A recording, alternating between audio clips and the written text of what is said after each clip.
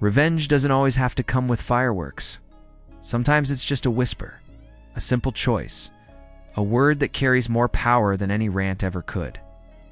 For Caitlin Clark, her revenge wasn't in trash talk or social media battles. It came in one word. No. No to Geno Auriemma. No to UConn's empire. No to the $1 million offer that crawled back to her doorstep years later. It was the quietest kind of revenge, and yet it shattered a dynasty that once believed it controlled the game. Think about it.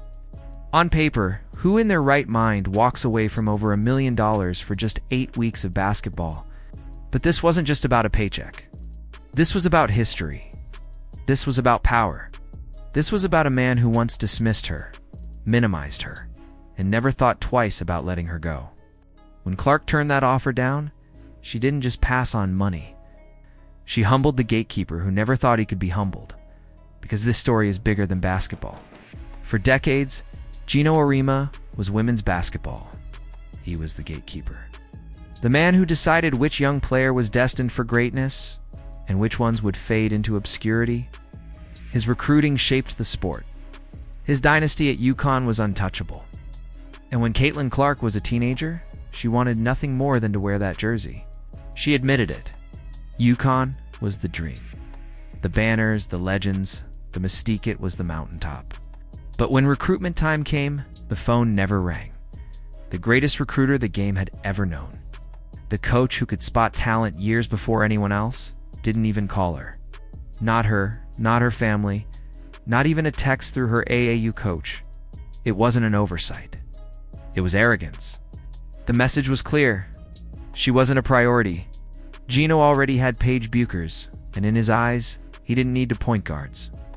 That explanation might sound reasonable, but then came the insult. Auriemma suggested if Clark really wanted UConn, she should have reached out herself. Imagine that, telling the most gifted talent of her generation that she wasn't worth his time, that if she wanted his blessing, she should beg for it. That wasn't just a recruiting miss. That was disrespect. And Caitlin Clark remembered. She tucked that slight away and went to Iowa, a school without UConn's banners, without UConn's reputation, without UConn's glow. To some, it looked like settling. To her, it was liberation. At Iowa, she wouldn't be an afterthought. She'd be the star. She'd be the one. And from the moment she stepped on the court in Iowa City, she rewrote the script. Those logo threes, they weren't just shots. They were declarations. The sold-out arenas. They weren't just crowds. They were proof. Every game, every highlight, every broken record was a receipt, a reminder. You missed this. But Geno wasn't humbled. Not yet. Instead of admitting he'd underestimated her, he leaned further into arrogance. He dismissed her as a kid, playing like she was in her driveway. He downplayed her brilliance as just another hot streak. He kept tethering her to Paige Buchers, as if Clark's rise could only be understood through UConn's lens. And every time he talked, it reeked of insecurity. Because the truth was obvious, women's basketball was no longer revolving around him.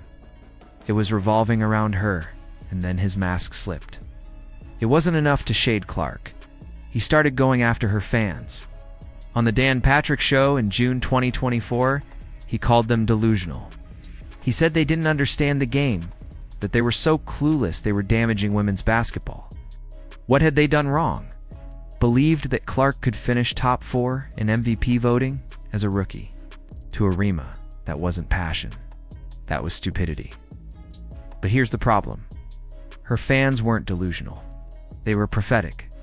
By the end of her rookie year, Caitlin Clark wasn't just Rookie of the Year. She was All-WNBA First Team. And when the MVP votes came in, 4th. Exactly where her fans said she'd be. Exactly what Geno mocked. She didn't clap back. She didn't post a single word. Her revenge came in the only place that mattered, the court. Silent revenge. And it worked. Geno's comments aged like milk. Every shot Clark hit, every arena she sold out, every record she broke made him look smaller. His digs about her fans didn't sound like wisdom anymore. They sounded like bitterness. And by the time she finished her rookie season, it wasn't even about proving him wrong. It was about proving she didn't need him at all. But Auriemma couldn't stay silent. He kept talking. Interview after interview, podcast after podcast, her name kept slipping from his lips. A little compliment here, a dig there, always trying to tie her story back to him. But the more he talked, the clearer it became. Clark was living rent-free in his head. His power was slipping away, and he couldn't stand it, so he tried one last move. If he couldn't control the narrative with words, maybe he could buy it back. Enter Unrivaled, the new 3-on-3 league, backed by stars like Breena Stewart and Nafisa Collier.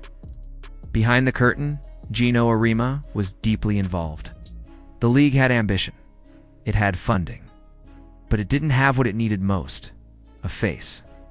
The one face that could legitimize the whole project, draw millions of fans, and force the world to take it seriously.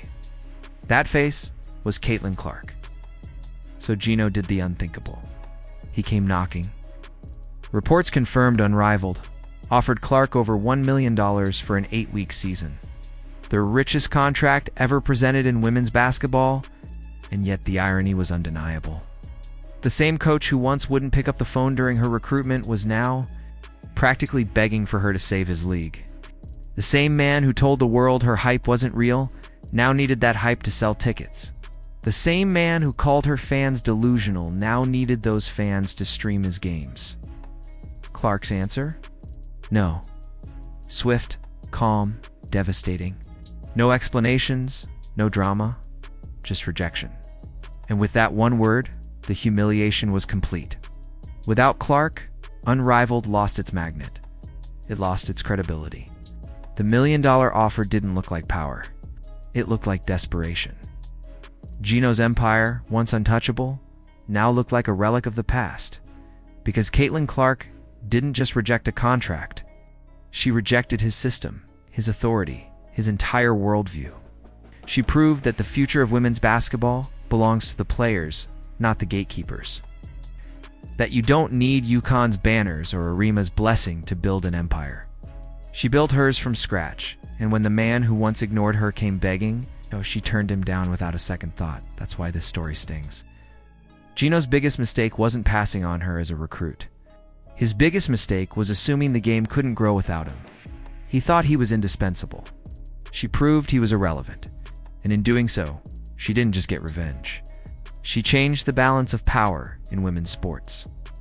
Maybe revenge really isn't best served cold. Maybe the sweetest revenge is served quietly, with calm finality, in the form of one word: no. And with that no, Caitlin Clark didn't just win. She ended an era. Do you think Clark was right to turn him down? Was this the ultimate revenge, or just smart business? Let us know in the comments. Don't forget to like, subscribe, and turn on all notifications